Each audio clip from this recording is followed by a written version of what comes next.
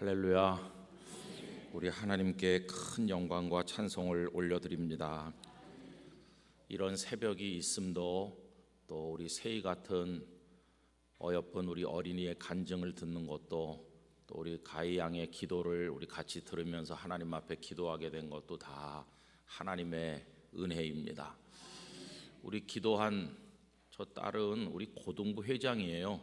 지금 현재 고등부 우리 교회 회장, 하나님께서 축복하셔서 훌륭한 사람으로 하나님께서 쓰실 줄로 믿습니다. 세희는 기도할 때마다 이름 말 안 해도 하나님이 다 잘 아셔요.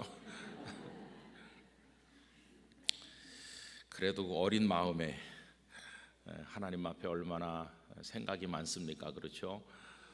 하나님께 가까이 가고 싶다고 그래요.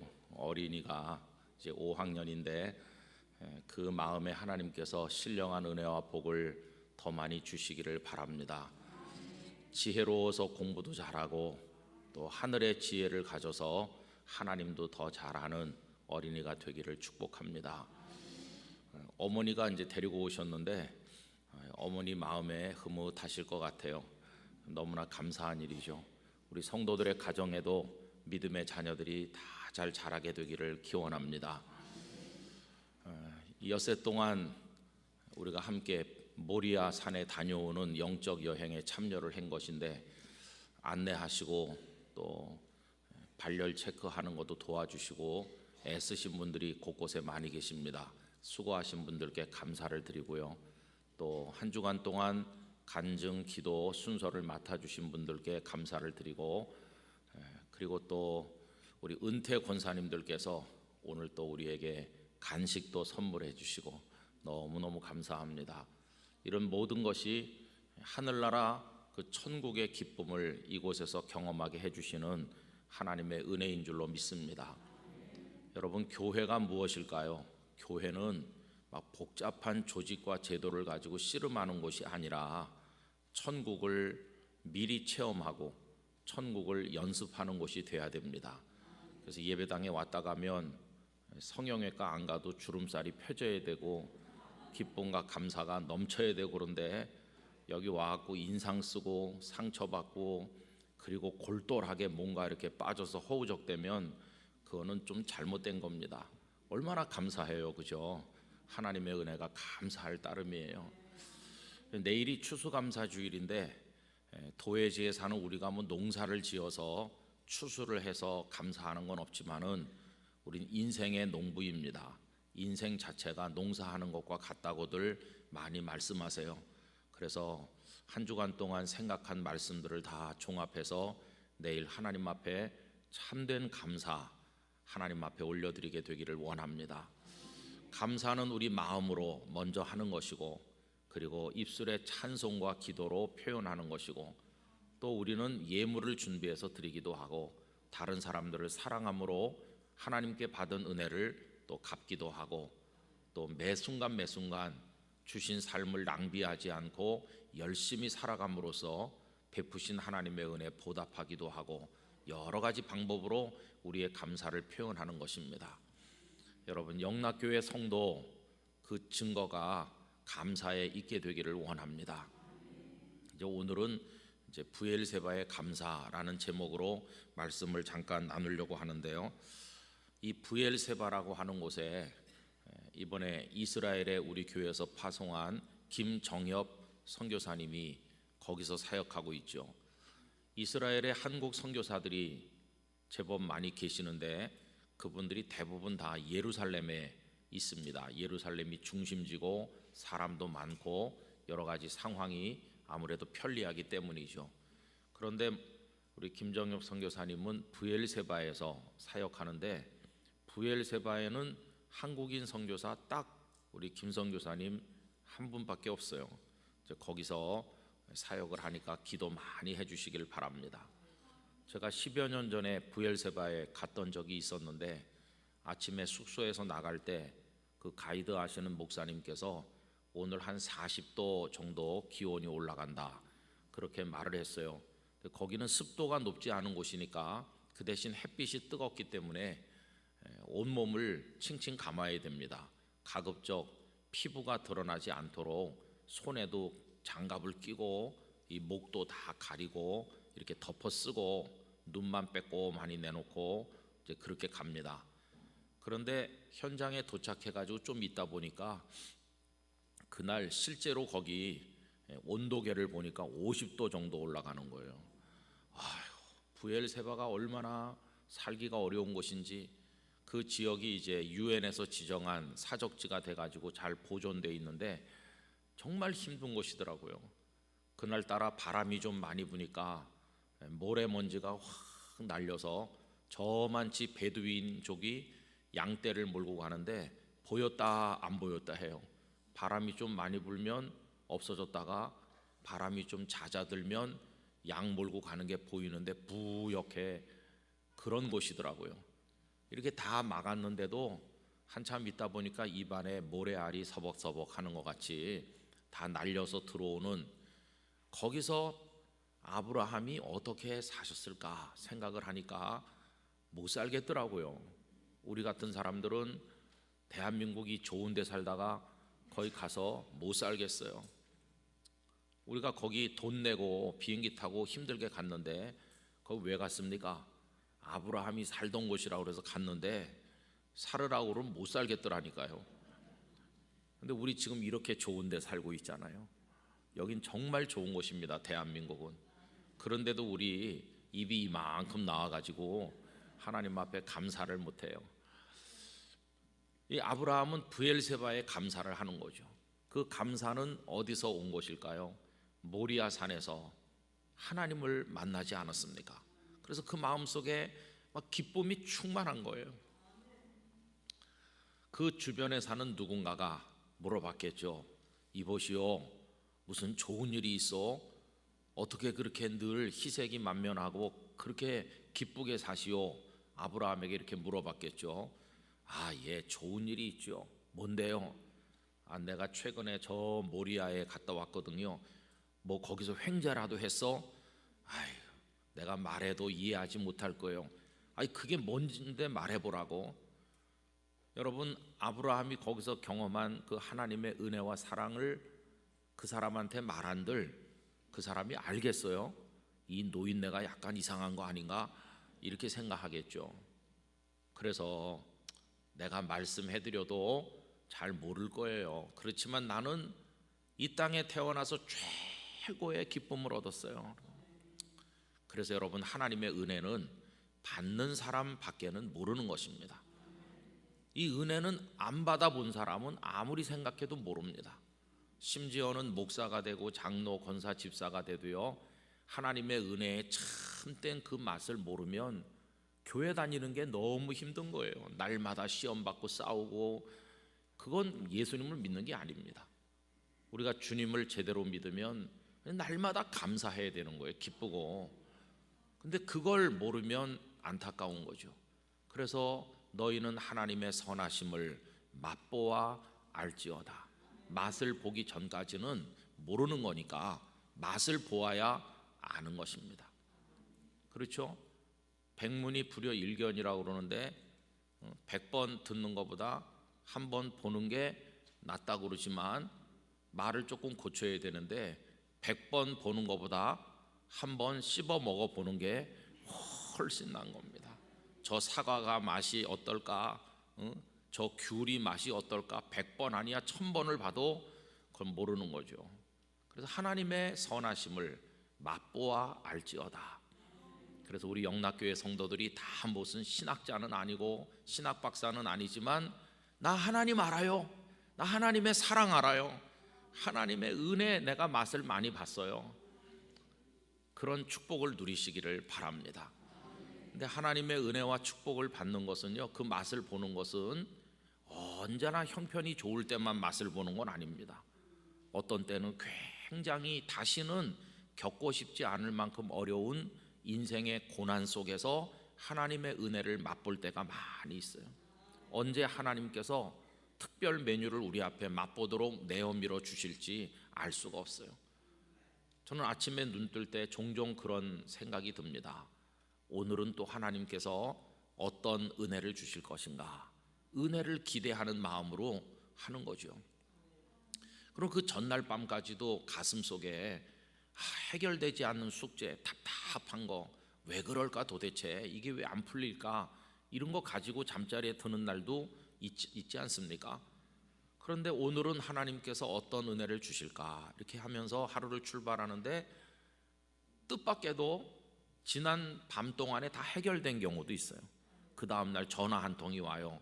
아유, 그거 어제 목사님 힘들게 했던 거 간밤에 다 해결됐대요. 오, 하나님께서 은혜를 맛보게 해주시는 것이, 여러분, 날마다 새롭고 날마다 풍성한 하나님의 은총을 경험하게 되시기를 바랍니다.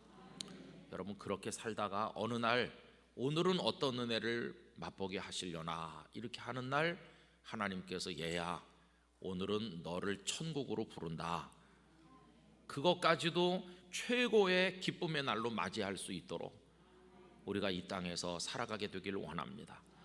그날이 최고로 두려운 날이 아니라 최고로 감사한 날이 되는 것이, 여러분, 그게 성도의 승리인 줄로 믿습니다. 그래서 찬송하면서 하나님 앞에 가는 거예요. 언젠가도 말씀드렸습니다마는 경주에서 평생 목회하시고 70에 은퇴하시고 아드님이 있는 서울에 올라와서 아드님 댁에 사시던 김서영 목사님이란 분이 계셨는데, 이 목사님 아드님 댁에 와서 잘 모시는 아들 며느리 효도 받으며 지나셨는데 한 1년 지나니까 암이 발견됐습니다. 목사님의 암은 췌장암이었습니다. 그런데 이 목사님 바로 여기 백병원입니다. 여기 요 백병원에 수술을 받으시고 누워 계신데 한밤중 2시쯤 됐을 때 위중하시다고 그래서 제가 자다 말고 뛰어왔습니다. 그런데 목사님이 병실에서 숨을 거두시는 거예요. 그런데 거기 가족들이 다 모이고 했는데 이 목사님이 그 암이 직접적인 사인이 아니고 이 속에서 자꾸 출혈이 생기면서 이 출혈이 멎질 않아서 피를 계속 매달아 공급을 해도 출혈이 더 많으니까 안 되시더라고요. 그런데 바로 돌아가시질 않고 한 2시부터 한 4시 넘을 때까지 정신이 맑은 가운데 하실 말씀 다 하시고 그렇게 가셨어요.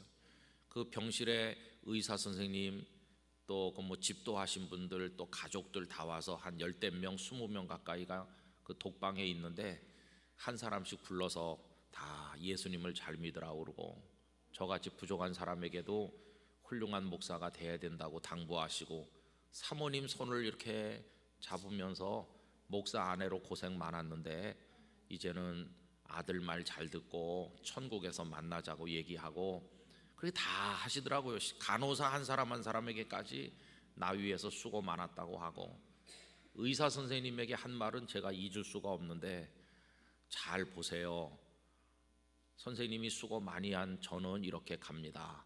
근데 저도 의사거든요. 저는 영적 의사입니다. 선생님도 계속 이렇게 하면 나중에 어려워질 수 있으니까 내 처방을 잘 받으세요. 하나님을 잘 믿으세요. 이렇게 하는 거예요. 그리고는 이제 찬송을 시작하셨어요.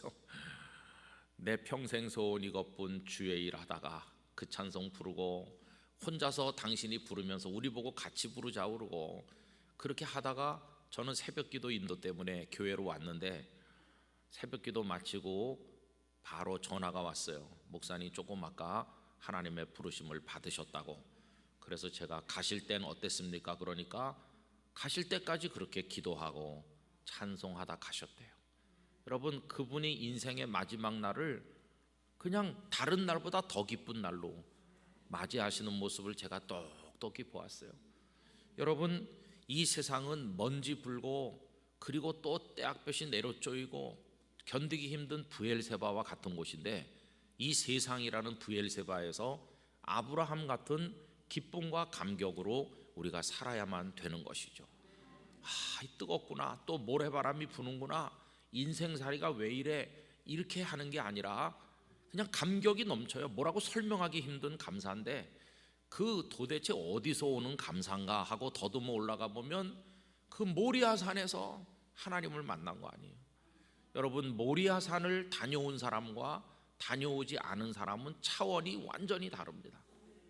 저는 오늘 새벽에 나오신 영락의 성도들, 가정에서 보고 계시는 분들, 또 나중에 이 영상을 접하실 모든 분들에게 간곡하게 말씀드립니다. 여러분, 신앙의 격을 쏙 높이실 수 있기를 바랍니다. 신앙의 품격을 높이는 거예요. 신사만 품격이 있는 게 아니라 그리스도인도 품격이 있는 것이, 품격이 낮으면요 맨날 교회 와서 시험 받고 울고 싸우고 그런 거예요. 그거는 잘못된 것이에요.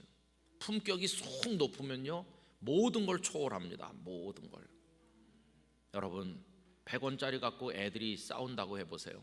그러나 어른은 격이 다르기 때문에 100원짜리 갖고 안 싸웁니다. 아이고 철없는 것들 이러고 말죠. 왜냐하면 그 어른 주머니 속에는 10,000원짜리도 있고 50,000원짜리도 있고 있잖아요. 그러면 그것도 어른은 10,000원짜리 갖고 싸울 수 있어요. 그러나 세상에서 제일 진귀한 다이아몬드를 가진 사람이 옆에 있다면 10,000원짜리 가지고 싸우는 사람 보면 왜 저러지? 이러고 말아요. 왜냐하면 이 사람 격이 다르니까요. 여러분, 신앙도 품격이 있어요. 그래서 모리아 산에 올라갔다가 오면요 나는 하나님의 말씀을 받았고 하나님을 만났는데 아이고 세상살이가 뭐 이래도 괜찮아. 하나님을 향해 눈만 돌리면 언제 어디서나 샘솟는 기쁨이 있는 것이, 이게 품격 높은 그리스도인의 모습인 것입니다.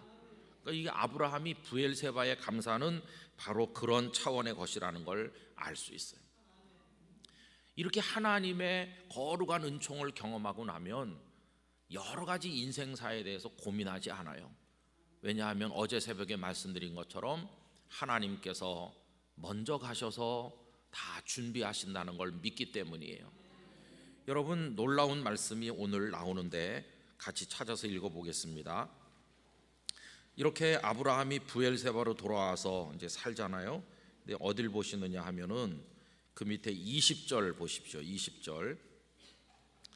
그 앞에 19절까지 말씀하고 20절부터 그 뒤에 나오는 이야기는 아무 연관이 없는 것처럼 보일 수도 있어요. 그렇죠?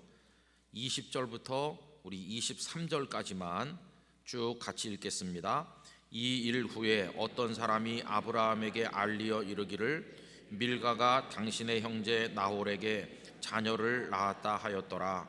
그의 맏아들은 우수요 우수의 형제는 부수와 아람의 아버지 그무엘과 게셋과 하소와 빌다스와 이들랍과 부두엘이라. 이 8사람은 아브라함의 형제 나홀의 아내 밀가의 소생이며 부두엘은 리브가를 낳았고. 아멘. 그 앞에 아브라함이 모리아산에 가서 하나님 앞에 놀라운 은총을 경험하고 돌아온 사건하고 여기 지금 방금 읽은 이 이야기하고는 아무 연관이 없는 것처럼 보이잖아요. 그렇죠? 전혀 다른 얘기잖아요. 근데 그게 그런 게 아니에요. 전혀 다른 얘기가 아니에요. 여러분, 아브라함에게는 형제들이 있는데 아브라함, 그 다음에 여기 나오는 나홀, 그리고 그 또 하란, 이렇게 형제가 있었어요. 그런데 하란은 일찍 죽었습니다. 근데 하란에게 조카가 하나 있었죠. 하란의 아들 아브라함의 조카, 그 누굽니까? 롯이죠. 롯. 그래서 롯을 데리고 가나안에 왔다가 롯이 소돔성에 가서 살다가 뭐 그 이야기 잘 아시잖아요. 그러니까 그 롯은 하란의 아들이었어요. 하란이 일찍 세상 떠나다 보니까 아브라함이 아들처럼 이 조카 롯을 돌보게 된 거죠. 그런데 아브라함의 형제 중에 또 한 사람 나홀 이야기가 여기 나오는 거예요. 나홀. 좀 멀리 저 하란 땅에 나홀이 살고 있는데 누군가가 왔다 갔다 하면서 소식을 전해줬는데 그 나홀이 자녀를 얻었다 하는 소식을 전해주는 거예요. 여러분, 거기 20절에 보면 밀가라는 사람이 나오죠. 밀가가 당신의 형제 나홀에게 자녀를 낳았다. 밀가는 나홀의 아내거든요. 그러니까 아브라함의 제수예요. 제수. 아, 우리 제수 씨가 아이를 낳았구나. 그래서 자녀들이 쭉 나오는데 22절 맨 끝에 보면 나홀의 자녀들 중에 누구의 이름이 등장합니까? 부두엘이라는 이름이 등장하죠. 이 부두엘은 아브라함의 조카죠. 나홀의 자녀니까. 그런데 23절에 보면 맨 끝에 뭐가 나옵니까? 이 부두엘은 누구를 낳았죠? 리브가를 낳았죠. 리브가는 나중에 누구의 아내가 됐나요? 이삭의 아내가 됐죠. 어제 새벽에 제가 장황하게 말씀드렸죠. 아브라함 집에 나이 많은 종이 가가지고 기도하고 물동이 이고 나오는 처녀, 처음 만난 처녀가 리브가라고 그랬잖아요. 아브라함의 늙은 종이 혼자 가서 주인님 댁 며느리가 될 사람을 구하러 가는 얘기 어제 했는데, 리브가가 태어난 얘기가 여기 나오는 거예요.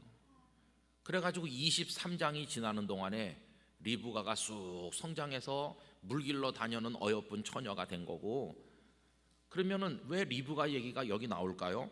여러분 오늘 본문으로 가셔서 어딜 보시느냐 하면 17절 말씀 봅시다.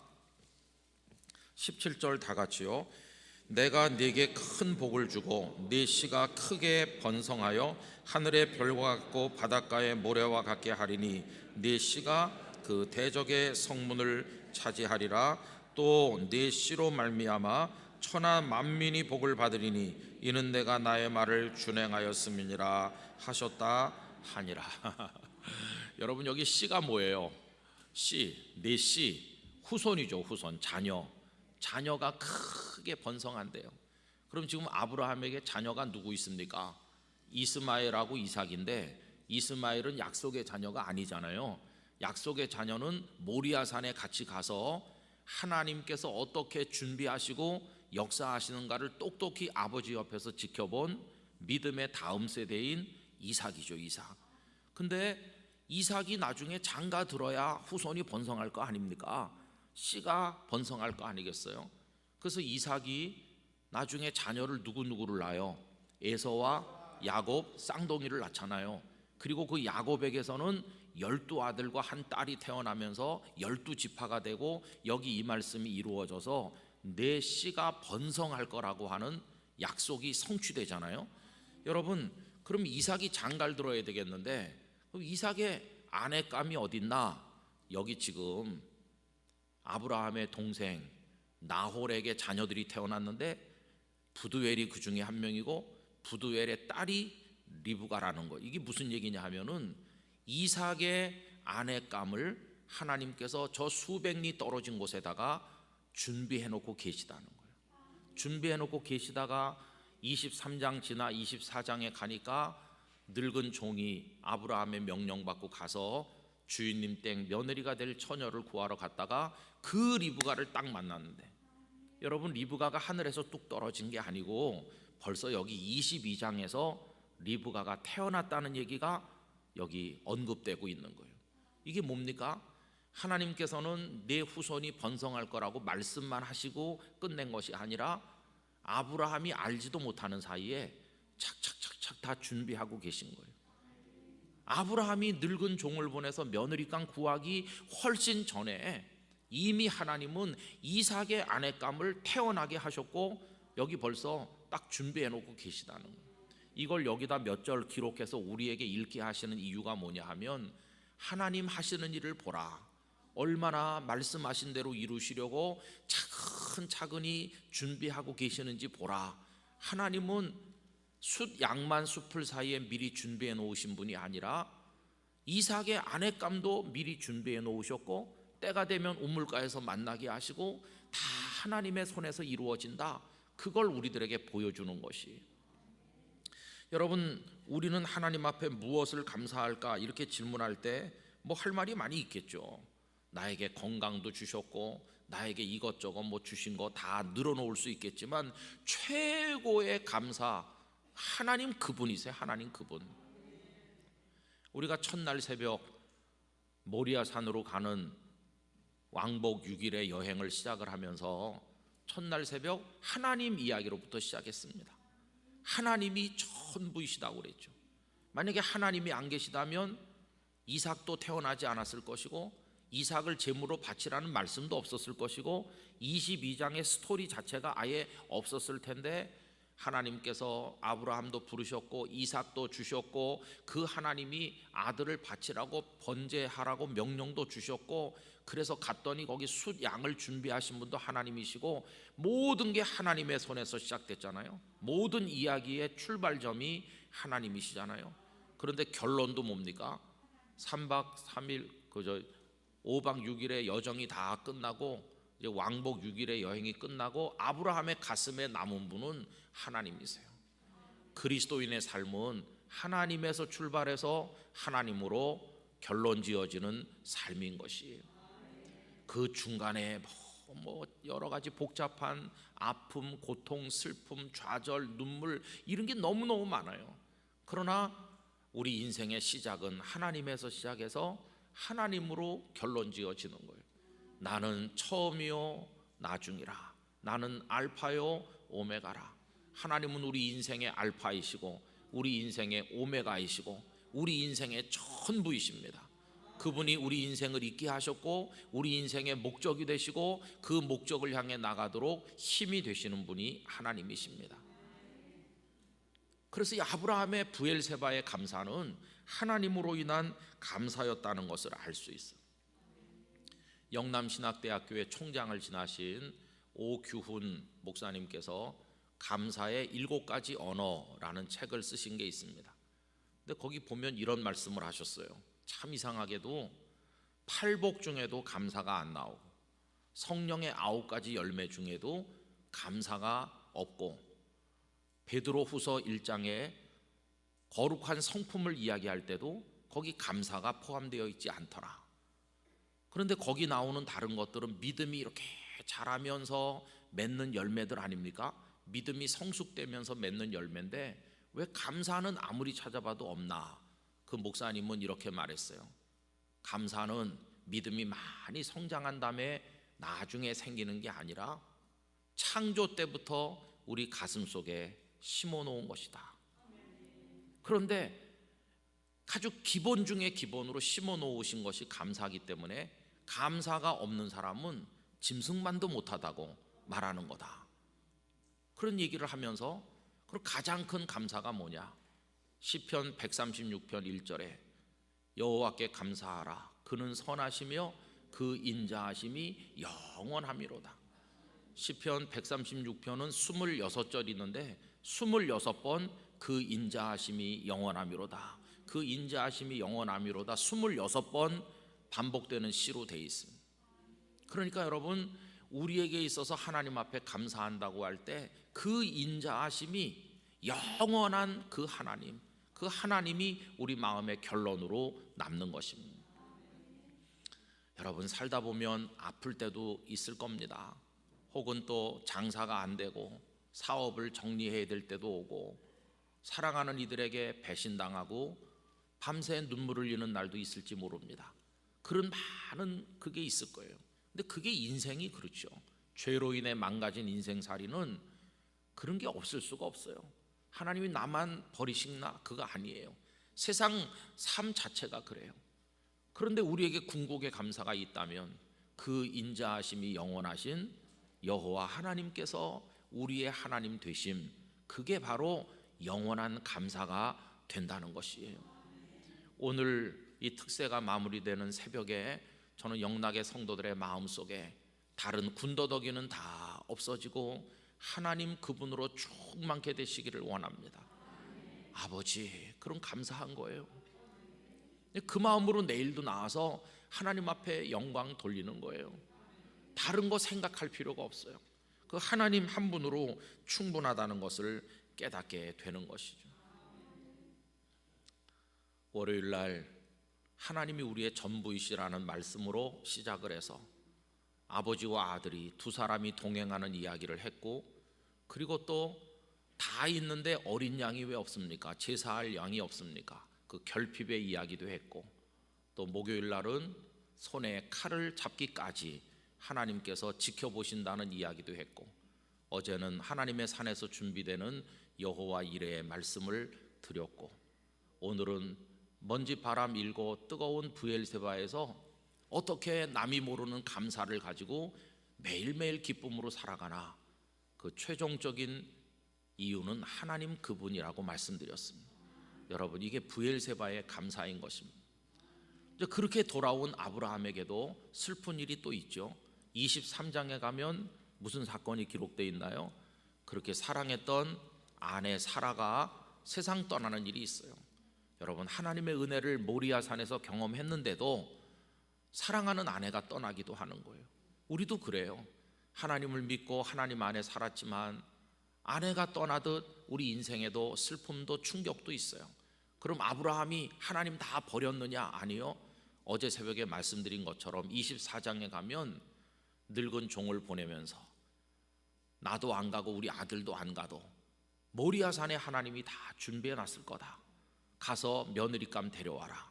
하나님을 향한 아브라함의 모습은 흐트러짐이 없어요. 꾸준히 그렇게 가서 하나님께서 부르시는 그날까지 승리하였기에 우리는 그를 믿음의 조상이라고 귀하게 여기면서 그 궤적을 우리도 따라가기를 원하는 거 아니겠습니까? 여러분, 우리의 남은 삶에 코로나19보다 더 무서운 것이 옳은지 누가 알겠습니까? 어떤 일이 있을지 아무도 알 수 없어요. 그러나 제가 목사로서 말씀드릴 수 있는 것은 코로나가 오던 별난이 일어나던 경제 파탄이 오던 어떤 일이 있든 하나님은 여전히 그 인자가 영원하신 하나님으로 우리의 하나님이실 거라는 말씀입니다. 그럼 그 하나님 의지하고 천국에 부름받는 그날 아침 가장 크게 감사하는 믿음의 사람으로 우리 모두가 살아가게 되기를 기원합니다. 여러분의 간절한 기대와 소망을 따라서 하나님께서 모든 일에 하늘의 복과 땅의 복으로 충만하게 채워주시기를 진심으로 축원합니다. 기도하겠습니다. 아버지 하나님, 감사합니다. 이번 한 주간 추수감사절을 앞두고 특별 새벽기도회를 모이는데 날씨를 따뜻하게 해주셔서 감사합니다. 아버지 하나님, 먼 거리에서 가까운 거리에서 달려온 성도들의 그 발걸음이 천국으로 이어지게 될 줄로 믿습니다. 돌뿌리에 채이기도 하고 가다가 넘어지기도 하고 상처를 받기도 하고 사탄이라고 하는 강도를 만나기도 하고 공격받을 때도 있습니다. 그래서 울기도 하고 슬프기도 하고 탄식할 때도 없지 않아 있습니다. 그러나 모리아산의 하나님으로 인하여 저희는 끝까지 갈 수 있습니다. 하나님으로부터 시작된 이 일이 하나님이 결론 되시는 그 삶이 영원히 이어질 줄로 믿습니다. 성도들의 가는 길을 인도하여 주시옵소서. 부엘세바라는 이 세상에서 하나님을 향해 찬송의 영광을 올려드리며 하나님의 인자하심을 바라보며 날마다 하나님의 은혜를 맛보아 살아가는 저희들이 되게 하여 주시기를 간절히 원합니다. 하나님 아버지, 성도들을 축복하오니 이 종의 기도를 들으시옵소서. 성도들에게 신령한 복을 주시기를 원합니다. 성령의 능력 주시기를 원합니다. 은사 주시기를 원합니다. 사탄의 권세를 깨뜨릴 영역을 주시기를 원합니다. 가정에 평안 주시기를 축복합니다. 자녀들이 강건하게 되기를 원합니다. 믿음의 후손으로 자라게 하여 주시옵소서. 가족들이 육체적인 건강 가운데 기뻐 뛰게 하여 주시길 원합니다. 손으로 하는 수고가 열매를 맺게 해주시기를 원합니다. 다른 사람을 도와주면서 살지언정 꾸어 다니지 않도록 도와주시기를 원합니다. 꼴이 되지 않고 머리 되게 해주시기를 원합니다. 세상에서 존귀하게 존경받게 해주시기를 원합니다. 그 신앙과 인격과 삶이 빛과 소금처럼 드러나게 해주시기를 원합니다. 믿음의 다음 세대들이 이어져 신앙의 명문 가문을 이루게 해주시기를 원합니다. 어디에 있든지 하나님 영광 선포하는 영락의 가족들이 되도록 복의 복을 내려 주시기를 원합니다. 간절한 기도마다 응답을 받게 해주시기를 원합니다. 성도들이 교회를 위해 드리는 기도가 이루어지게 하여 주시옵시고, 나라와 민족을 위해 드리는 기도가 이루어지게 하여 주시옵시고, 복음 통일을 위한 기도가 속히 응답되게 하여 주시옵시고, 아버지 하나님, 코로나가 물러가게 하셔서 마음껏 하나님을 찬송하는 날이 오게 해주시기를 기도드립니다. 이 한 주간 동안 섬기고 봉사한 모든 분들의 사랑의 수고를 하나님께서 하늘의 상급으로 갚아주시기를 원하오며, 아버지 하나님, 내일 추수감사주일 영광의 예배를 올릴 때 하나님의 영의 임재를 경험하게 하여 주시기를 원하오며, 영락교회가 살아서 펄펄 뛰게 하시고 하나님의 손길이 나타나는 능력 있는 교회로 이 서울 장안에서 전 세계를 향하여 나아가게 하여 주시옵소서. 섬기시는 모든 재직들을 축복하시고 교육자들에게 능력을 주시고 연로하신 어른들로부터 태중에 잉태된 생명까지 하나님께서 품어주시기를 원하오며, 어려운 질병으로 투병 중인 분들이 호전되게 해주시기를 원하오며, 벌떡벌떡 일어나게 하여 주시기를 간절히 기도드립니다. 아버지 하나님, 마음 상한 이들에게 위로하여 주시옵시며, 열매 맺기를 원하는 이들에게 전도의 열매 많이 맺게 하여 주시기를 원하옵고, 잘 섬겨 봉사하는 열매를 맺게 하여 주시옵소서. 오늘 새벽에 나온 모든 성도들, 가정에서 예배하는 이들에게 주님의 손을 얹어 주시옵소서. 이제는 우리 구주 예수 그리스도의 은혜와 하나님 아버지의 사랑과 성령님의 교통하심이 아브라함처럼 브엘세바의 감사로 생의 마지막 순간까지 살아가기를 원하시는 모든 영락의 권속들 위에 영원토록 함께 하시기를 간절히 축원하옵나이다. 아멘.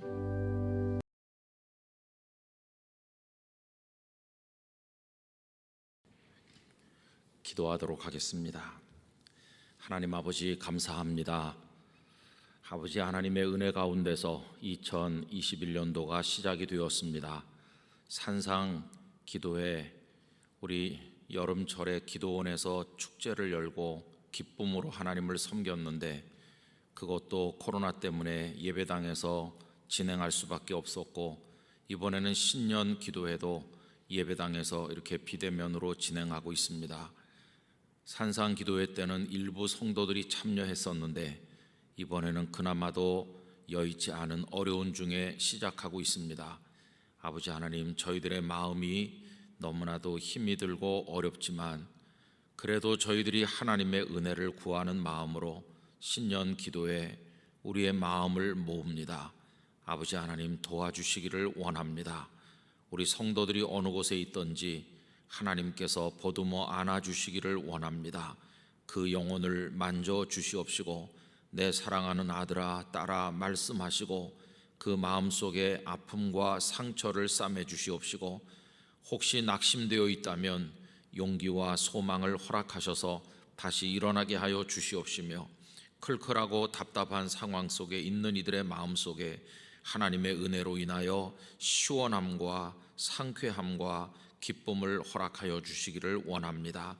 아버지 하나님, 많은 문제들이 산적해 있고 어디에서부터 실마리를 풀어야 되는지 알 수 없는 이들이 많을 줄로 압니다. 하나님께서 물꼬를 틔워주시기를 원하며 나갈 길을 보여주시기를 원하오며 손잡아 일으켜 세워주시옵시고 인도해 주시기를 간절히 기도드립니다. 아버지 하나님, 가정에서 혹은 퇴근하는 길에 어떤 방법으로든지 이 자리에 마음을 모은 성도들 한 분 한 분 머리 위에 하나님의 은혜와 축복을 내려주시기를 원합니다. 아버지 하나님, 성령의 능력을 주셔서 악한 사탄의 권세를 이기고 어둠의 시대를 이기고 악령의 권세들을 다 극복하고 하나님의 뜻을 이루게 하여 주시옵소서. 아버지 하나님, 귀중한 예물을 마음을 다하여 온라인으로 헌금을 드리고 참여하는 성도들이 있는 줄로 압니다. 그 예물을 받아주시기를 원하오며 그 간절한 기대와 소망을 따라서 하나님께서 차고 넘치도록 영육간에 채워 응답하여 주시기를 원합니다. 아버지 하나님, 신년 기도회를 위해서 목양부에서 많이 수고하고 애쓰고 준비하고 또 교육자들이, 직원들이 애를 쓰시고 계십니다. 한 분 한 분의 노고와 사랑의 수고를 축복으로 갚아주시고 오늘 저녁에도 평안하고 주님께 집중하는 마음을 주셔서 이 하나님의 말씀을 통하여 피차가 은혜 받고 깨닫게 하여 주시옵소서. 모든 영광을 우리 주님께 올려드리오며 예수님의 귀하신 이름으로 기도드리옵나이다. 아멘. 산상기도회 본당에서 일부 성도들이 오신 가운데서 했지요. 그나마도 감사하다 이렇게 생각을 했었는데, 신년 기도회 이번엔 아예 성도들이 오시질 못한 상태에서 하게 돼서 너무나도 마음이 불편하지만, 하나님의 은혜는 상황을 뚫고 어려움을 뚫고 우리들에게 주어질 줄로 믿습니다. 어느 곳에 계시든지 은혜를 사모하는 마음으로 함께 하시길 바랍니다. 아까 여기서 찬양을 인도하시는데 우리 기도원에서 하면은 우리 권사님들 앞에 다 나와 앉으셔서 얼굴이 환하셔서 박수하고 막 어떤 분은 일어나서 막 춤을 추고 그렇게 찬양하고 말씀 나누고 할 텐데 너무나 좀 그렇습니다. 여러분들의 마음속에서부터 그래도 하나님 앞에 힘써서 찬송도 하시고 기도하시고 함께 해주시기를 바랍니다.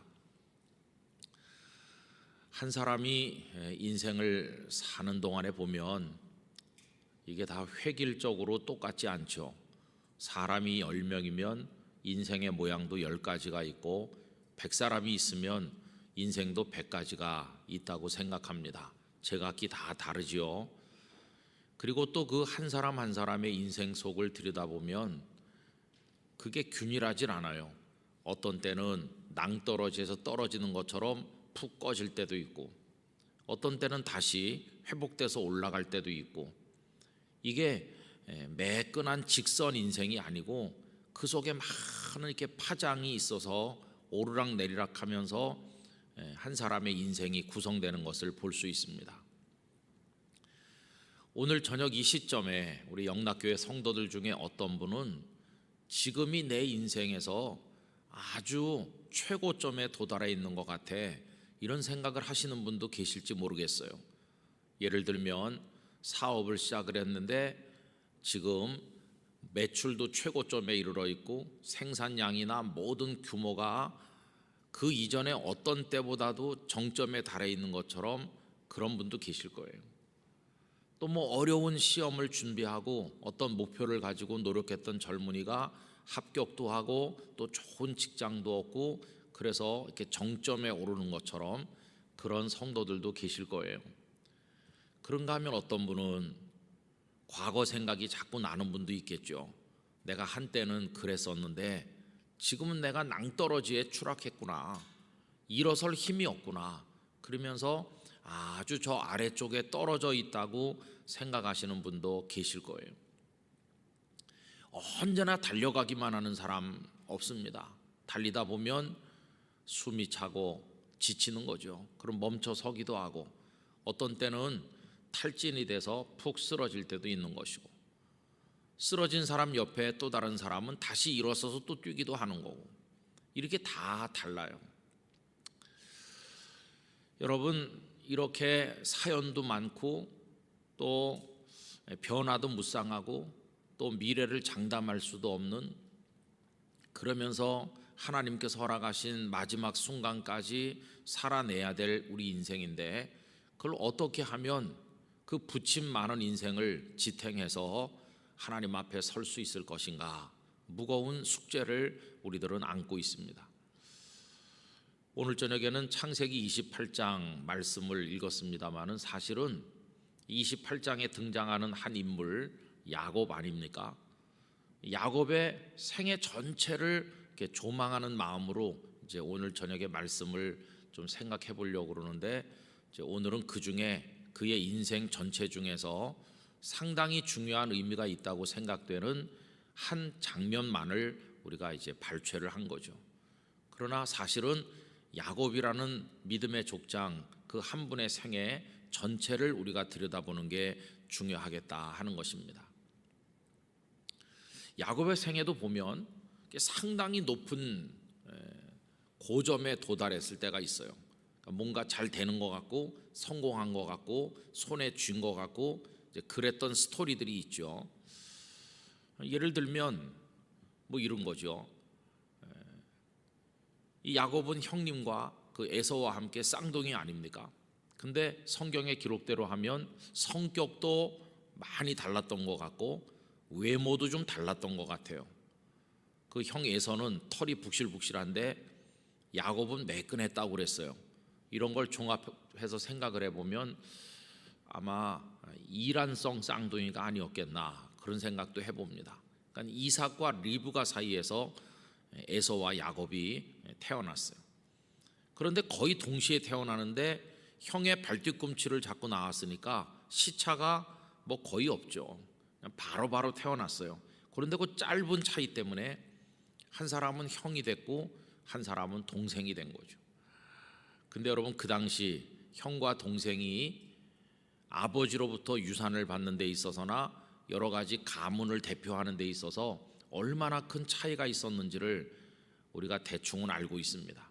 형이라는 것 때문에 굉장한 많은 것을 누리는 것이고, 조금 늦게 태어났다는 그 하나 때문에 모든 면에서 불리한 거죠. 이 야곱은 어린 시절 성장하면서 자기가 동생이었다는 것 때문에 굉장히 스트레스를 많이 받았던 것 같아요. 형은 저 높은 데 있고 나는 이 아래 밑에 있다. 이게 그에게 어려운 마음이었던 것 같아요. 그러다 절치부심해서 형의 자리에까지 올라가 보려고 그가 시도하는 이야기가 나오지 않습니까?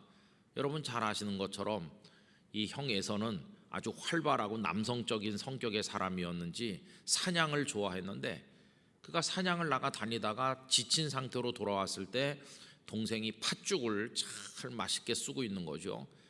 하도 허기진 에서가 팥죽을 좀 달라. 우리 일반적인 감정에서는 이해할 수 없는 거래 조건을 야곱이 제시합니다. 팥죽을 형이 달라고 그러는데 형 많이 드세요. 2그릇이라도 3그릇이라도 이래야 될 것 같은데, 야곱은 아주 치사한 사람처럼 조건을 내걸었죠. 그 큰아들의 명분을 나한테 달라고 요구하잖아요. 장자권. 그리고 또 에서도 내가 먼저 태어났으니까 맏아들이니까 당연히 그걸 누리는 거지. 뭐 팥죽 그거 하나 때문에 내가 너 장자권 가져라 한다고 뭐 설마 그게 넘어가겠어? 이렇게 그냥 장난스럽게 생각했는지 장자권에 그렇게 소중한 마음을 가지지 않았던 것 같아요. 어쨌든 그는 팥죽 한 그릇과 장자권을 이렇게 바꾸죠. 여러분, 그게 뭐 그렇게 대단한 건지 모르겠지만은 야곱은 형 오늘부터 이제 내가 형이에요 이렇게 하면서 장자권을 자기가 가졌다고 할 때 막 기분이 우쭐했을 것 같아요. 그때가 이제 저 밑에 있던 그의 기분이 굉장히 높은 지점에 올라왔다고 할 수 있어요. 그러다가 그가 이제 기쁨에 들떴던 때는 또 언제겠습니까? 어머니와 공모를 해서 눈이 어두워서 잘 분간하지 못하시는 늙은 아버지 이삭을 속여가지고 축복을 자기가 받는 거죠. 그래서 이삭이 의심이 들긴 했지만은 이렇게 만져보니까 손에 털이 이렇게 만져지거든요. 이게 다 꿈인 거 아닙니까? 어쨌든 아버지를 속여서 형인 척하고 아버지의 축복의 기도를 자기가 받은 거죠. 이제는 내가 이렇게 이 집안의 맏아들이 되어 가는 거다. 그때도 굉장히 기분이 고 지점에 도달했을 것 같아요. 또 그가 굉장히 성취감을 느끼고 성공했다고 생각했던 때는 언제일까 생각을 해보면, 외삼촌 라반의 집에 가가지고 그 외삼촌의 2딸, 외사촌 누이 2사람을 다 자기 아내로 맞이하고 그 누이들의 몸종 2사람까지도 자기 아내가 되게 해서 4명의 여자로부터 자녀들을 많이 낳고 엄청난 재산을 모아서 거부가 되었을 때 그냥 빈손 들고 혼자 갔는데 이제는 막 엄청난 사람이 됐잖아요. 그때 아마 그가 굉장히 성취감을 느꼈을 것 같아요. 내 인생의 정점이다 이렇게 생각했는지도 몰라요.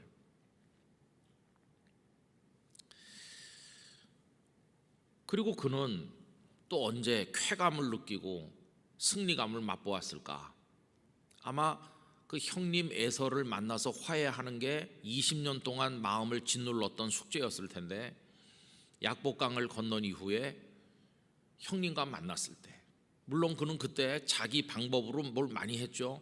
자기만 약복강 나룩 저쪽 편에 남아있고 가족들, 일꾼들 다 먼저 건너보내고 좋은 것들로 골라서 에서에게 먼저 보내서 환심을 사기 위한 예물로 삼고 인간적으로 할 수 있는 모든 노력을 다 기울였는데, 어쨌든 형을 만났을 때 에서가 400명이나 무장한 사람을 데리고 왔던 그 에서가 분이 다 녹으면서 형제가 끌어안고 용서하고 화해하는 그런 기쁨을 느꼈죠.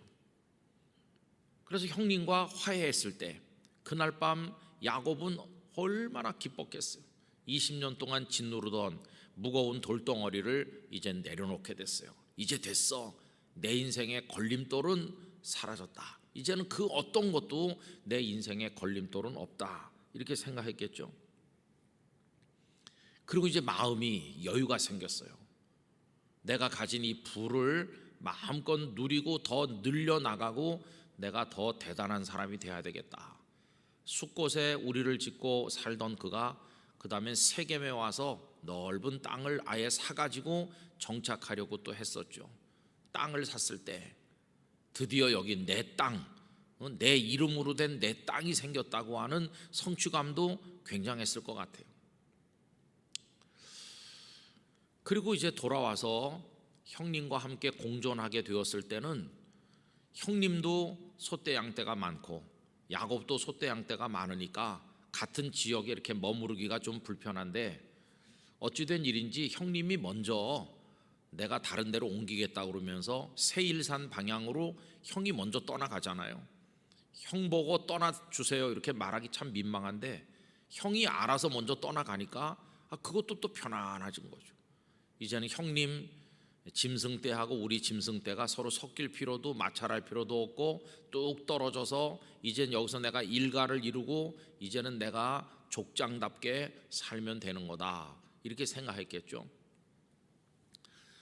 여러분 방금 전에 말씀드린 것처럼 야곱의 인생에 저 밑바닥에 있다가 이렇게 성공하고 또 그 기분이 절정에 도달하고 뭔가 손에 넣은 것 같고 이렇게 어떤 고점을 찍는 것 같이 그랬던 몇몇 장면들이 있어요.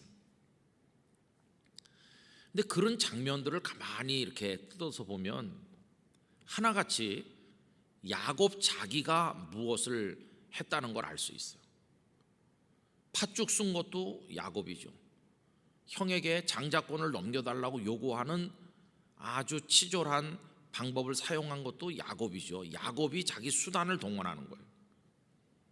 형이 받을 축복의 기도를 자기가 가로챌 때도 어머니와 함께 공모를 했잖아요. 그것도 자기가 이렇게 어머니와 함께 뭘 꾸민 거예요.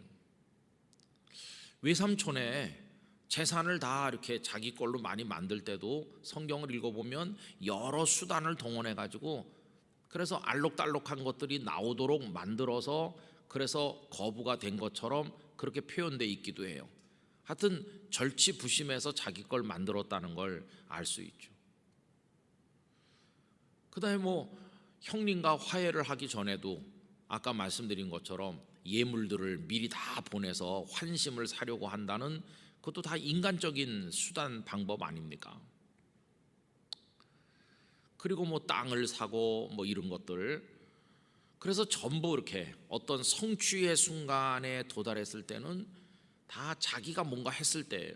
자기가 뭔가 수단을 동원하고 꾀를 내고 노력도 하고 하여튼 뭐 집념을 가지고 하여튼 뭘 해가지고 그래서 성취했다. 여러분 세월이 많이 지나서 그가 늙었다고 해봅시다.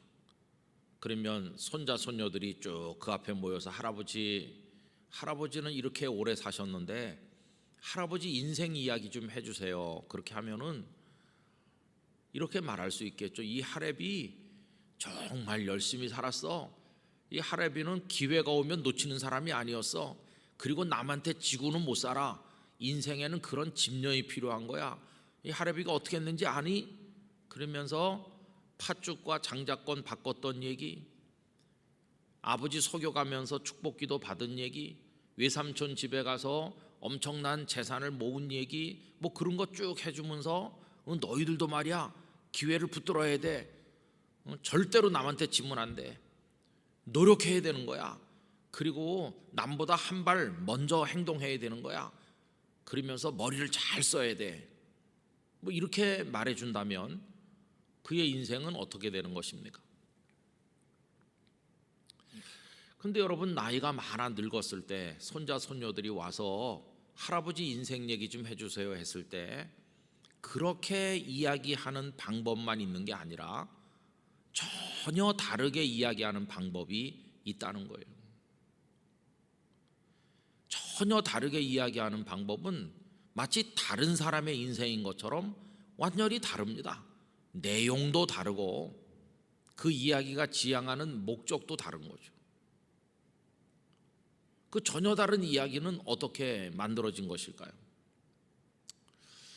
이제는 야곱의 인생을 이렇게 고점을 찍었을 때, 뭔가 대단한 성취감, 승리를 거두었을 때 중심으로 생각을 하지 말고 이제는 정반대로 한번 생각을 해볼 필요가 있어요. 정반대로 생각한다는 것은 밑바닥에 추락했을 때, 희망이 없었을 때, 큰 위기에 봉착했을 때, 고난을 만났을 때, 슬픈 일을 당했을 때, 이런 것들을 쭉 모아가지고 이야기를 구성하면 다른 사람 인생처럼 느껴집니다. 우선 그가 어려웠던 첫 번째 순간이 오늘 본문의 순간이죠. 팥죽으로 장자권도 손에 넣고 또 아버지 속여서 축복기도도 받았어요. 그래서 지금 기분이 굉장히 요즘 말로 업됐어요. 그래서 이제 뭐가 될 것 같이 보였어요. 그런데 그 다음에 그에게 온 상황은 추락하는 거죠. 사람이 한 명도 없는, 이름을 알 수 없는 빈 들판에서 노숙자가 된 게 그 다음에 그의 인생의 모습이에요. 그냥 높은 데서 밑으로 추락했어요. 그게 창세기 28장이죠. 그럼 여러분, 그 밑바닥에 떨어져 있을 때, 그래서 외삼촌 집으로 무사히 도착할 수 있을 것인지, 외삼촌이 어떤 사람일지, 외삼촌이 나를 받아주기나 할 건지, 모든 게 불투명한 상황에서 손에 쥔 장자권이 아무 쓸데가 없고, 그리고 축복기도 받았다는 게 뭐 아무 도움도 안 되잖아요. 당장 그 축복이 무슨 뭐 흥부, 농부, 놀부에게 나오는 박 탔더니 그 속에서 뭐가 쏟아져 나오는 것도 아니고 아무것도 아니잖아요. 그 곤고한 밤, 땅바닥에 누워서 돌멩이를 베고 잠들어야 되는 그 고독한 밤에 그는 저 밑바닥에 있는 거죠. 그러면 그가 거기서 어떻게 다시 일어나서 어떻게 다시 올라갈 수 있는 힘을 얻게 됐나, 이렇게 질문한다면 그 대답은 딱 하나죠. 하늘로부터 하나님 아버지께서 내려주신 은혜, 그거였어요. 여러분, 오늘 말씀이 그거 아닙니까? 오늘 본문 13절부터 쭉 다시 한번 15절까지 읽어보겠습니다. 또 본즉 여호와께서 그 위에 서서 이르시되, 그 위가 어디입니까? 바로 하늘이죠. 하늘. 사다리가 지금 하늘과 땅 사이에 이렇게 내려와 있는데, 그 위에 어제 저녁에 하늘에 계신 아버지라고 그랬잖아요. 그 하늘에 계신 아버지께서 그 위에 서서 말씀하시는 겁니다. 나는 여호와니 너의 조부 아브라함의 하나님이요 이삭의 하나님이라. 네가 누워있는 땅을 내가 너와 네 자손에게 주리니 네 자손이 땅의 티끌같이 되어 네가 서쪽과 동쪽과 북쪽과 남쪽으로 퍼져나갈지며 땅의 모든 족속이 너와 네 자손으로 말미암아 복을 받으리라. 내가 너와 함께 있어 네가 어디로 가든지 너를 지키며 너를 이끌어 이 땅으로 돌아오게 할지라. 내가 네게 허락한 것을 다 이루기까지 너를 떠나지 아니하리라 하신지라. 저 높은 곳에 하늘에 계신 아버지 하나님께서 사다리를 내려보내 주시고, 그리고 그 하늘로부터 내려온 은총이 그를 다시 이렇게 세워서 외삼촌의 집을 향해 갈 수 있도록 힘을 주고 용기를 준 거죠. 또 그 다음 장면에서 그가 밑바닥에 떨어졌을 때는 언제입니까? 외삼촌의 집에 도착했을 때입니다. 외삼촌의 집에 가보니까 외삼촌이 환영해 주는 것 같긴 한데 뭔가 좀 불편하고, 그 집 딸들 중에 라헬이라는 딸은 너무 예뻐서 사랑에 빠졌고, 그런데 그것도 뭐 결혼을 할 수 있을지 잘 알 수 없고, 또 그 집에 아들들이 있는데 다 험상궂고 뭔가 좀 자기를 경계하는 것 같고, 내가 여기서 얼마나 버틸 수 있을까? 뭐 얼마나 마음이 긴장됐겠어요. 말이 친척이지 언제 본 적이 있습니까? 난생 처음 내가 리브가의 아들입니다. 이 말 한마디에 그냥 받아주는 건데 뭐 언제 본 적 있어요? 그들의 성향이 어떤지 아무것도 알지도 못해요. 완전히 낯선 곳에 가서 혼자 떨어진 거나 마찬가지예요. 얼마나 그가 긴장의 하루하루를 살았겠습니까? 그러다가 라헬 대신 라헬을 얻는 조건으로 7년 일하기로 하고 또 레아를 먼저 주는 바람에 또 7년을 또 일하고 그리고는 이제 외삼촌과 협상을 해가지고 양떼 소떼를 이제 자기 걸로 만드는 과정이 나오잖아요. 여러분 그때도 얼마나 힘들었습니까? 더부살이, 남의 집살이, 그저 머슴살이처럼 어쩌면 종살이처럼 그가 힘든 시간 20년을 보내는 거죠. 그런데 그가 재산을 모으고 가족들이 생기고 자녀들이 태어나고 이렇게 될 때 그걸 누가 해주신 것입니까? 여러분 그건 하나님께서 해주신 것이었어요. 31장 13절에 보면 그 앞에 그 재산을 주신 분이 31장 9절에 보면 이렇게 돼 있어요. 하나님이 이같이 그대들의 아버지의 가축을 빼앗아 내게 주셨느니라. 야곱이 고백하는 겁니다. 내가 빈손으로 왔는데 오늘 이만큼 된 것은 하나님 아버지께서 당신 아버지한테서 빼앗아서 나에게 주신 거다. 하나님이 주셨다고, 그것도 은혜라고 표현하고 있어요. 그리고 이제 다시 아버지 이삭이 기다리는 곳으로 돌아가야 되겠는데 외삼촌은 보낼 생각을 안 하잖아요. 그런데 누가 돌아가게 하십니까? 하나님 아버지께서 돌아가라고 그에게 말씀하시잖아요. 31장 13절 나는 베델의 하나님이라 네가 거기서 기둥에 기름을 붓고 거기서 내게 서원하였으니 지금 일어나 이곳을 떠나서 내 출생지로 돌아가라 하셨느니라. 아내들한테 얘기하는 거죠. 하나님 아버지께서 나보고 돌아가라고 하신다. 그를 그 머슴살이처럼 더부살이처럼 살던 집에서 아버지 이삭의 집으로 돌려보내주시는 분도 하늘에 계신 하나님이신 것이, 이제는 떠돌이 방랑 생활은 그만했으면 됐다. 이제는 돌아가라. 여러분 그가 외삼촌에게 신고하지 않고 야반 도주하듯이 재산을 다 끌고 그 집을 떠났죠. 양털 깎으러 멀리 갔던 라반이 뒤늦게 알고 분기탱천해서 그 자녀들과 함께 사람들을 모아가지고 쫓아오죠. 이때는 친척이 아니라 무슨 절천지 원수같이 생각되잖아요. 야곱을 해할 생각도 있었던 것 같아요. 그런데 그를 그 위험에서부터 건져주신 분이 누구십니까? 하늘의 하나님이셨어요. 그거는 라반이 직접 자기 입으로 이야기를 하지 않았습니까? 31장 24절 밤에 하나님이 아람 사람 라반에게 현몽하여 이르시되 너는 삼가 야곱에게 선악간에 말하지 말라 하셨더라. 하나님께서 라반에게 경고하셨어요. 야곱에게 아무 해코지를 해서는 안 된다. 그래서 라반이 자기 입으로 말해요. 내가 화나는 대로 하면 너를 순순히 돌려보내지 않을 텐데 너의 하나님이 너한테 손대지 말라고 하셔서 내가 돌려보내는 거다, 이렇게 말하잖아요. 그 위기에서 건져주신 분이 누구십니까? 하나님 아버지셨어요. 하나님의 은혜였어요. 그래서 이제 외삼촌과의 문제를 정리하고 이제 출발했지만 큰 난제가 가로막혀 있잖아요.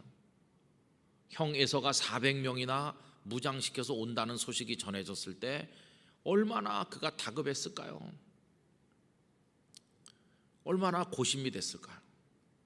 결국 그는 자기 혼자 약복강 나루터에 남고 다 건너보내죠. 그리고 좋은 걸 골라서 예물로 먼저 보내고 형님의 환심을 사보려고 애를 썼지만 그거 가지고는 턱없이 모자란다는 걸 알았기 때문에 그는 밤새도록 하나님의 사자와 동이틀 무렵까지 씨름하면서 정말 목숨 건 씨름을 하잖아요. 이게 뭡니까? 그의 인생에 몇 번 안 되는 밑바닥 추락한 거예요. 지금 20년 동안 가족을 이루고 재산을 모은 게 다 허사가 될 수도 있는 위기를 만난 거예요. 그때 그를 내 이름을 이젠 야곱이라고 하지 말고 이스라엘이라고 하면서 이스라엘이라고 하라고 하면서 축복하시고 하나님께서 에서의 마음을 돌려서 형제가 화목하게 화해하도록 하셨잖아요.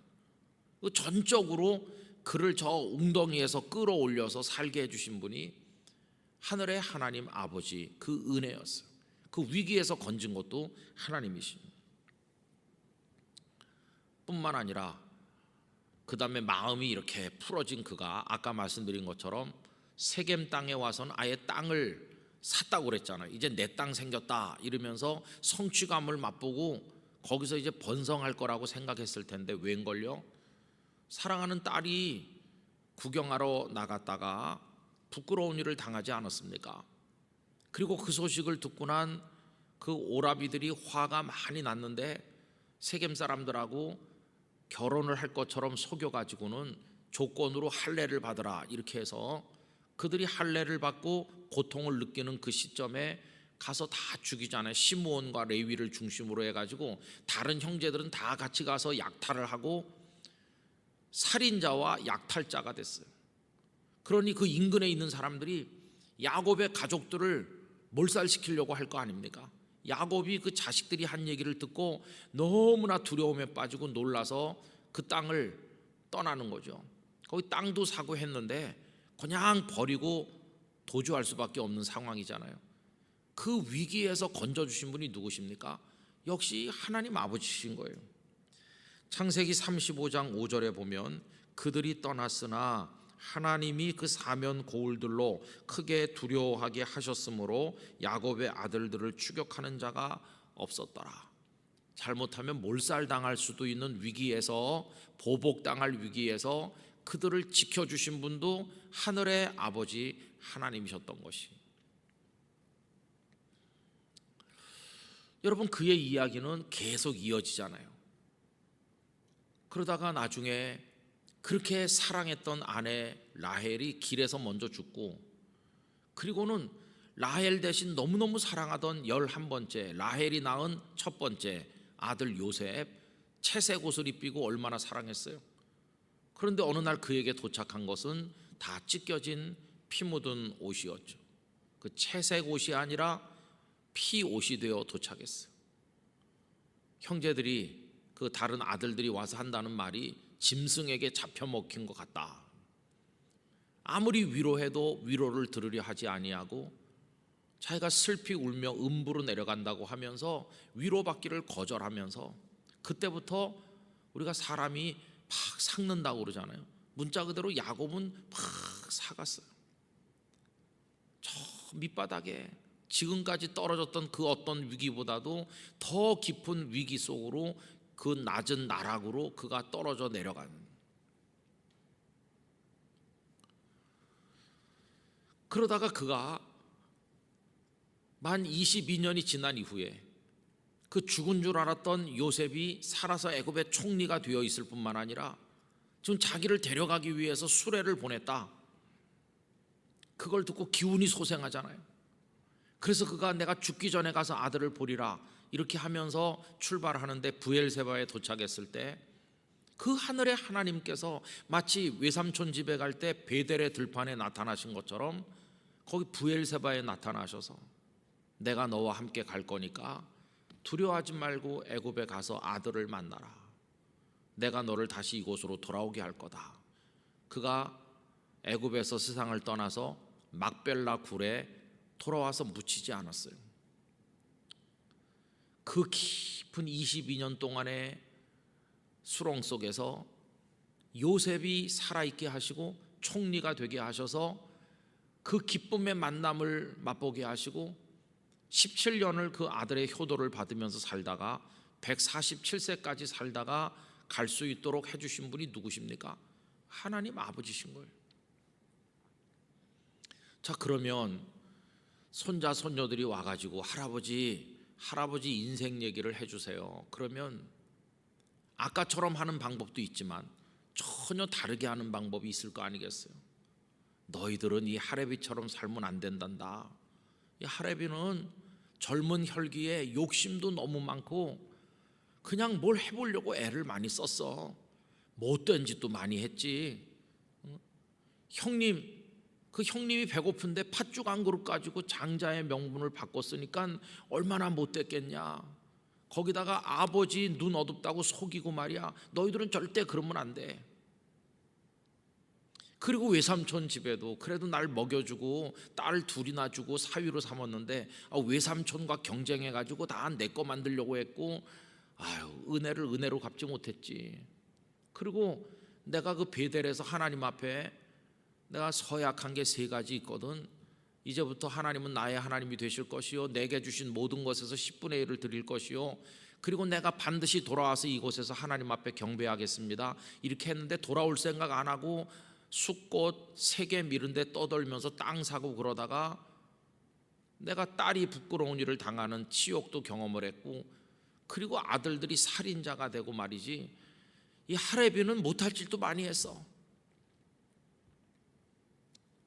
그런 얘기 쭉 할 거 아니겠어요? 그러면서 그 인생의 고비 밑바닥에 추락해가지고 수렁에 빠져 있을 때마다 자신을 다시 일으켜 세워주시고 다시 살아갈 용기를 주시고 힘을 주신 분이 하나님이셨다고 하는 얘기. 이 하레비는 형편없게 살았는데 그래도 오늘까지 살아서 너희들의 얼굴을 보게 된 거는 다 여호와 하나님의 은혜다.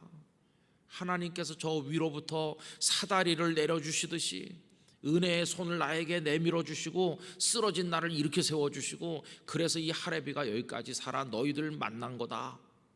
너희들은 이제부터는 하나님만 보고 살아야 돼.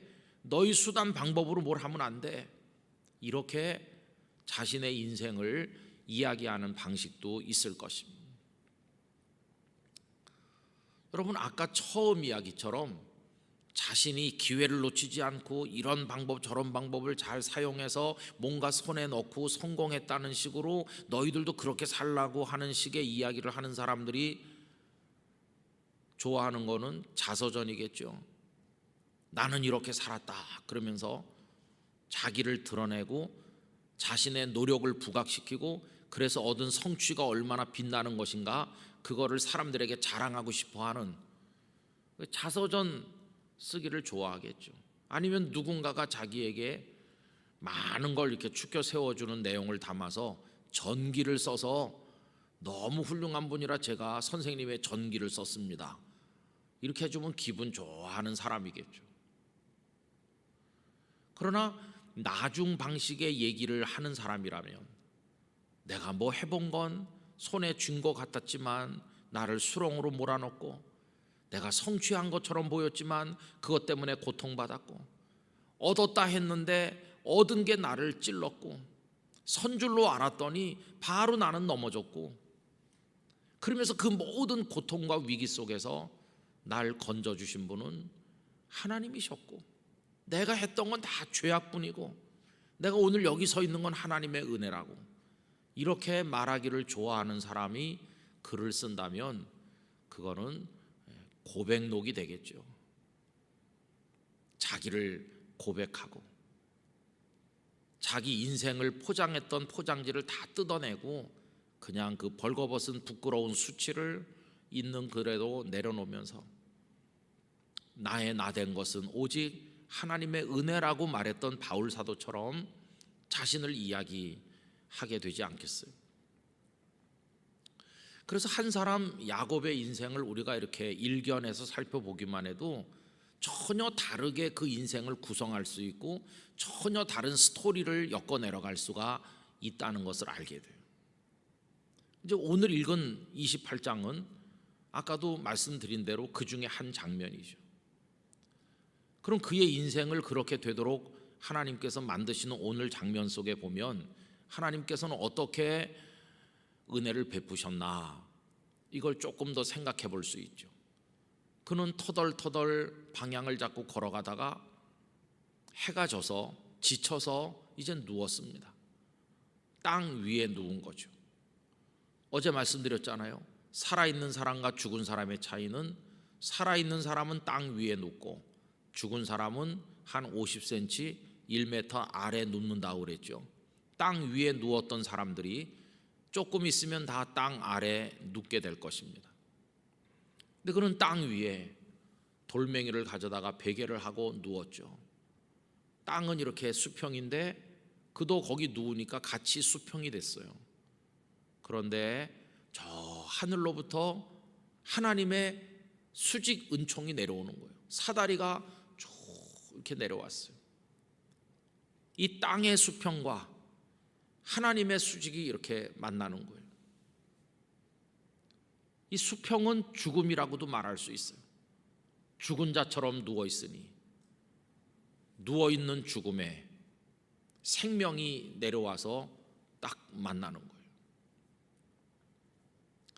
오늘 저녁에 말씀의 제목을 하늘로부터 이렇게 했는데, 저는 영락교회 성도들의 인생이 땅 위에 누운 것과 같은 인생이라면 하늘로부터 하나님의 은총이 내려오기를 원합니다.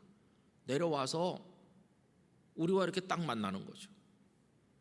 생명이 내려와서 죽음과 만나고, 하늘의 그 수직 은총이 누워있는 수평인 우리들에게 내려와서 우리를 깨우는 거죠.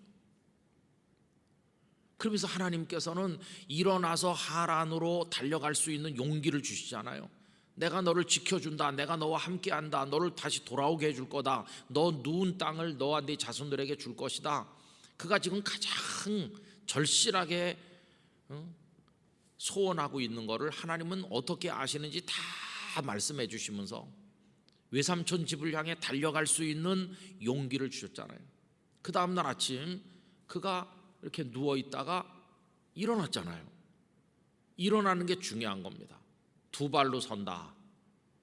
두 발로 서니까 땅에서 떨어진 건 아니지만 땅과 접촉하는 면적이 발바닥 2개만 남았어요.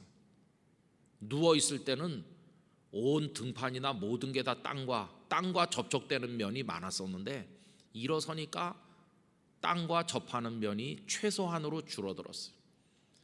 이 땅은 어제도 잠깐 말씀드린 것처럼 나중에 죄가 들어온 다음에는 멸망하는 대상이 됐잖아요.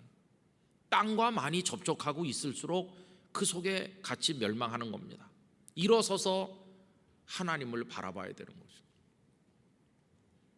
하나님께서는 하늘로부터 은혜를 내려주셔서 죽은 것처럼 널브러져 있는 인생들을 일어나 서도록 만드는 역사를 오늘도 이루시는 것입니다. 교회들이 죽은 것처럼 누워있다면 하나님께서는 은혜를 베푸셔서 일어나라 이렇게 말씀하시는 거죠. 그래서 일어나서 발딱 서야 되는 거죠.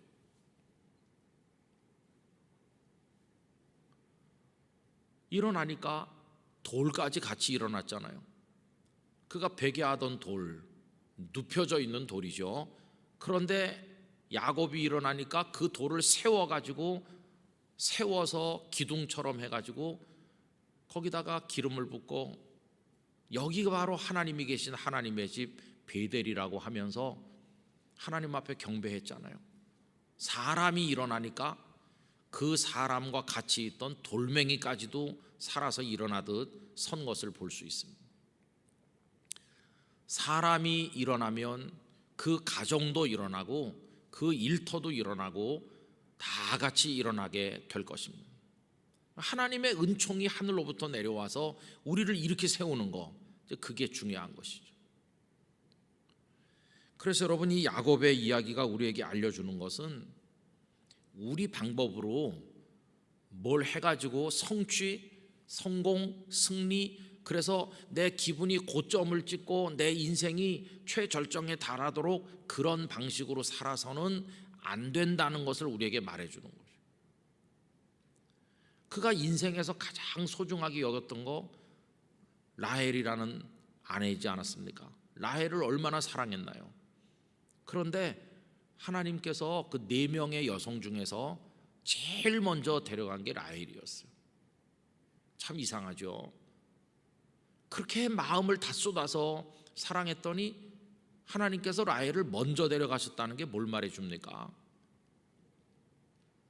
또 아들들 중에서 요셉을 그렇게 사랑했는데 제일 먼저 빼앗아서 안 보이게 하셨어요. 그 사랑하는 게 우상이었어요.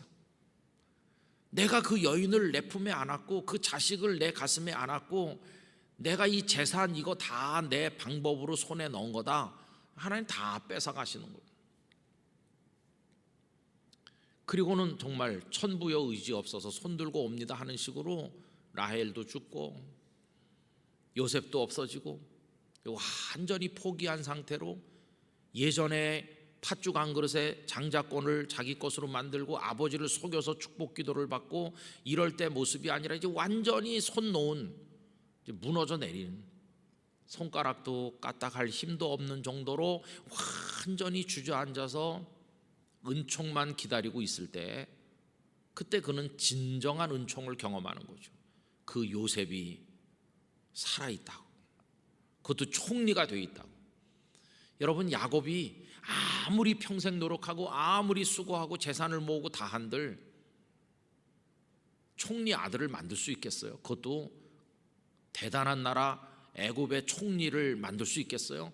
그리고 고센같이 기름진 땅에서 그렇게 살 수 있겠어요? 꿈도 못 꿔볼 일인데 그가 아무것도 하지 않고 은총에 100% 자신을 맡길 수밖에 없는 그 상황에 도달해서 자신이 움직이던 건 끝내고 하나님의 처분만 기다리는 식으로 하나님께 자신을 맡겼을 때, 은혜의 흐름에 자신을 맡겨서 이렇게 떠내려가듯 살게 됐을 때 하나님께서는 평생 상상도 못할 말년의 기쁨을 그에게 주신 거죠. 그래서 여러분, 창세기 끝에 가보면 그가 침상머리에서 경배하였다, 그런 말이 나오죠.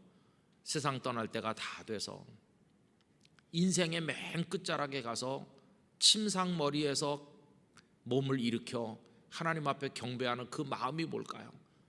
지나간 147년의 인생이 주마등처럼 쏙 지나가면서 어리석게 살았던, 성공한 것 같았지만 고통이었고, 뭔가 손에 넣은 것 같았지만 그것 때문에 오히려 찔림을 당하고, 그랬던 모든 어리석은 순간들이 다 지나가면서 가슴속에 남는 결론은 하나님이시다. 여기까지 이르게 해주신 분은 하나님이시다. 그래서 여러분, 그 요셉이 두 아들 므낫세와 에브라임을 데리고 문병을 오지 않습니까? 그때 두 손자를 앞에다 놓고 손을 이렇게 어긋 맡겨 가지고 오른손을 작은 아들 머리 위에, 왼손을 큰 아들 손주 머리 위에 이렇게 해가지고 축복 기도를 드리잖아요. 그 축복의 기도가 48장 말씀에 나오고 있어요. 그 기도 속에서 자신의 인생을 정리하고 있다고 생각합니다. 48장 15절입니다. 그가 요셉을 위하여 축복하여 이르되 내 조부 아브라함과 아버지 이삭이 섬기던 하나님. 그 다음부터가 147년의 생애를 정리하는 겁니다. 나의 출생으로부터 지금까지. 지금이 어떤 순간입니까? 임종이 바로 임박한 그때까지죠.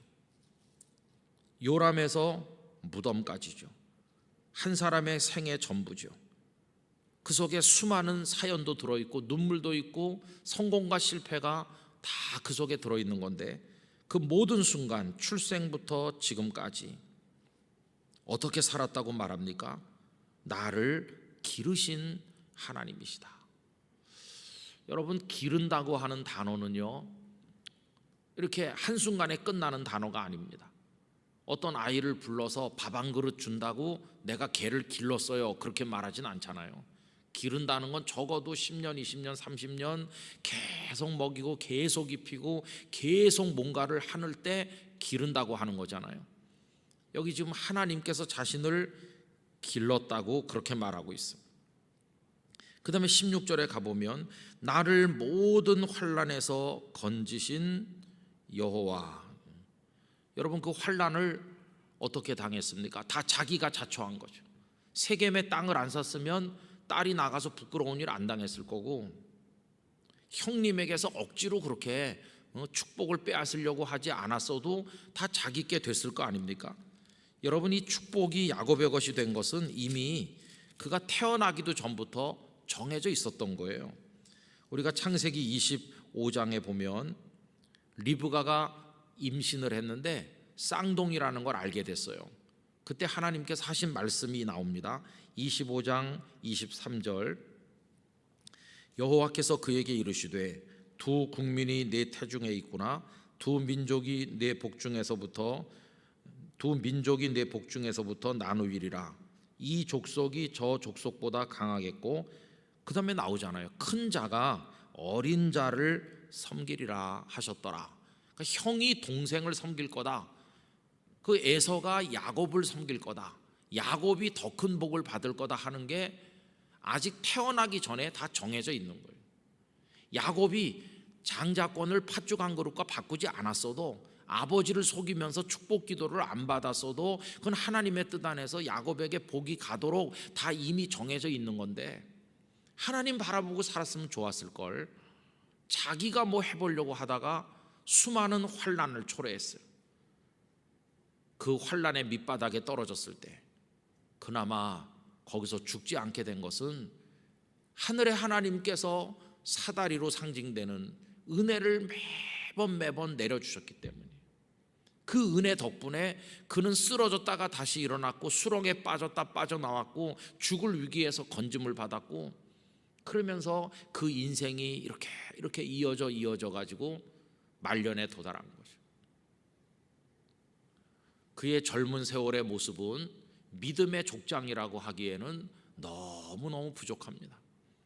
그런데 자신의 인간적인 방법을 동원하던 열정이나 의지나 이런 게 다 사그라들고 정말 항복하는 모습으로 내 방식으로 살아봤지만 남은 게 아무것도 없습니다. 하나님, 내 자식마저도 짐승에게 잡혀 먹혔고 죽은 그 녀석의 그 피 묻은 옷만 내 앞에 왔습니다. 이러면서 완전히 자기를 내려놓았을 때, 예수님의 말씀대로 하면 자기를 부인했을 때, 그때 하나님의 진정한 은혜가 임했고, 말년에 세상 떠나기 전에 그가 남긴 이야기들은 이제는 더 이상 야곱의 마음속에 인간적 욕망이나 자기 방법으로 살고자 하는 생각 따위는 하나도 남아있지 않고 그의 모든 심령이 하나님으로 충만하게 채워졌구나, 이걸 깨닫게 돼요.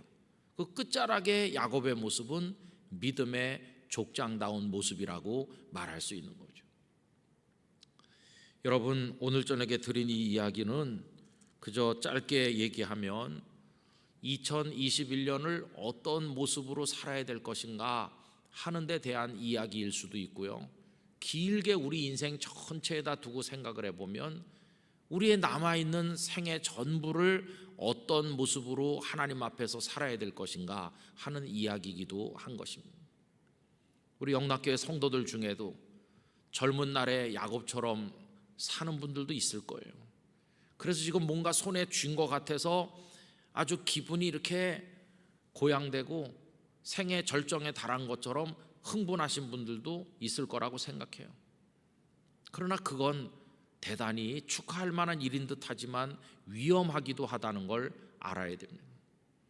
그리고 어떤 분들은 저 밑바닥에 지금 내려가서 베델에 누워있는 야곱처럼, 약복강 나루터에 매달리고 있는 씨름하는 야곱처럼, 그리고 딸이 부끄러운 일을 당했다는 소식을 듣고 절망하고 아들들이 살인자가 됐다는 거 앞에 완전히 낭떠러지에서 추락하는 그 고통을 맛보는 야곱처럼, 그리고 라헬을 잃고 요셉을 잃었을 때 그 절망하는 야곱처럼 지금 굉장히 힘들어하는 분들도 있으실 거라고 생각합니다.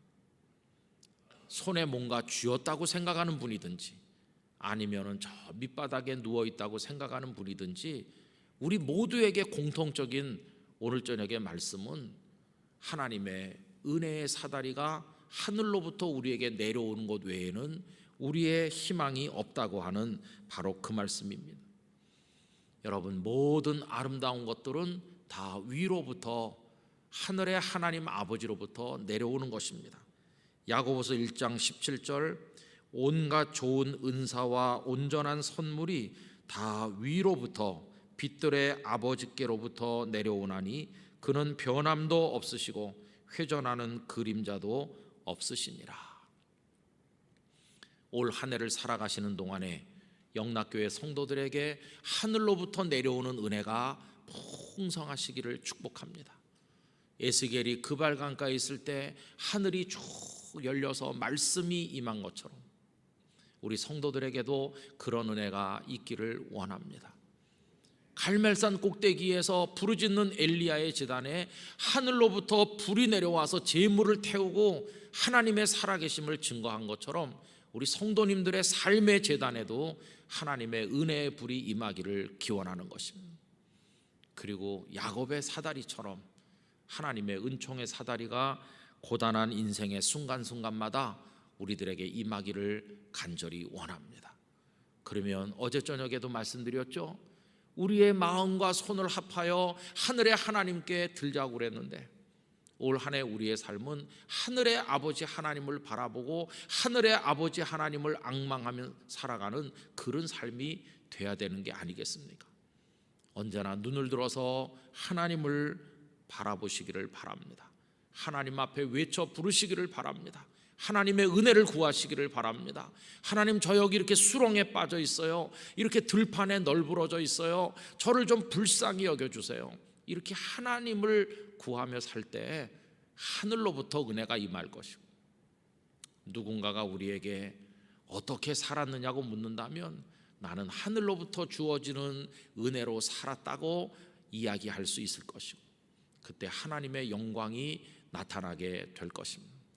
그리고 발바닥 두 개는 땅에 디디고 살고는 있지만 이제 언젠가는 그 발바닥도 땅에서 떨어져서 우리의 영혼이 완전히 하늘나라로 들어가는 때를 맞이하게 될 것입니다. 그때까지 하늘과 연결된 하나님의 성도로서 우리 영락의 성도들이 살아가시게 되기를 간절히 기원합니다.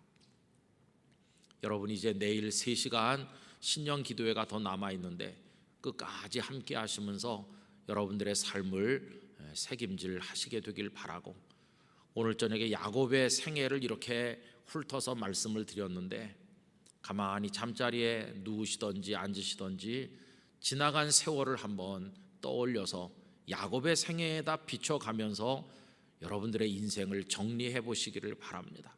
그리고 내 인생은 지금 어떤 방향으로 어떻게 가고 있으며 하나님은 어떻게 나에게 다가오고 계시나, 그러면서 여러분의 삶을 위한 기도를 하나님 앞에 드리실 수 있기를 바랍니다. 오늘 밤에 잠드셨을 때 사다리가 베델의 야곱에게 임한 것처럼 오늘 밤 여러분들의 머릿맡에 하나님의 은총이 임하시기를 진심으로 축원합니다. 기도하겠습니다. 거룩하신 하나님 아버지, 우리들의 인생을 어떻게 살아가고 있는 것인가를 야곱의 생애에 빗대어 생각을 해봅니다. 아버지 하나님, 우리의 방법과 수단과 재능과 노력과 열심을 다 기울여서 뭔가를 얻은 것 같고 성공한 것처럼 보이는 때가 있지만 오히려 그것이 고통이요 위기요 수렁으로 몰아넣는 아픔이 된 것을 야곱을 통해서 봅니다. 그 밑바닥에 떨어져 있을 때 일으켜 세우시고 다시 나아갈 수 있게 하시고 다시 전진하도록 모든 것을 도우신 분은 하나님이셨습니다. 아버지 하나님, 저희도 하나님의 은혜였음을 고백하는 고백록을 적어내려가면서 하나님의 은총을 갈망하며 하늘로부터 내려주시는 은혜를 따라 살아가도록 도우시옵소서.